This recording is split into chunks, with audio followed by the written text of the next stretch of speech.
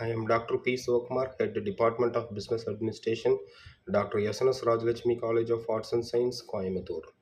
Today I am going to discuss about the meaning of globalization, the importance of globalization. We often hear the word globalization in many contexts and uh, repeated frequently as a concept to denote more trade, foreign companies, and even the ongoing economic crisis. Before we launch into a full fledged review of the term and its various manifestations, it is important to consider what exactly we mean when we say globalization. In simple, we define globalization is the free movement of goods, services, and people across the world in a seamless and integrated manner. Globalization can be thought of to be result of the opening up of global economy and increase in the trade between nations. In other words, when countries that were entering close to trade and foreign investment open up their economies and go global, the result is an increasing interconnectedness and integration of the economies of the world. So, this is a brief introduction to globalization.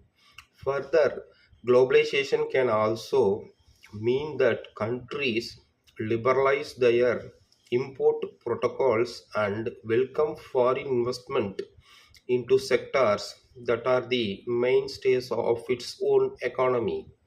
What this means is that countries become magnets for attracting global capital by opening up their economies to multinational corporations. Further, globalization also means that countries liberalize their visa rules and procedures so that they may permit the free flow of people from country to country. Moreover, the globalization results in freeing up the unproductive sectors to investment and productive sectors to export related activities, resulting in win-win situation for the economies of the world. So, globalization is grounded in the theory of comparative advantage that states that countries that are good at producing a particular goods are better off exporting it to countries that are less efficient at producing their goods. Conversely, the latter country can then export the goods that it produces in an efficient manner to the former country which might be deficient in the same goods.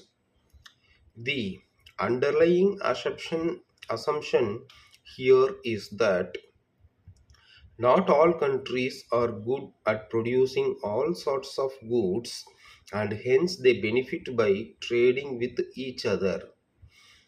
Further, because of the wage differential and the way in which different countries are endowed with different resources, countries stand to gain by trading with each other because each countries are endowed with different potential resources and they may able to stand to gain by trading among themselves with each other. Globalization also means that countries of the world subscribe to the rules and procedures of the WTO or the World Trade Organization that oversees the terms and conditions of trade between countries. There are other world bodies like the UN and several arbitration bodies where countries agree in principle to observe the policies of free trade and non-discriminatory trade policies when they open up their ec- economies. So the globalization has had positive and negative effects, and hence a nuanced and deep approach is needed when discussing this concept. So thank you for hearing this topic.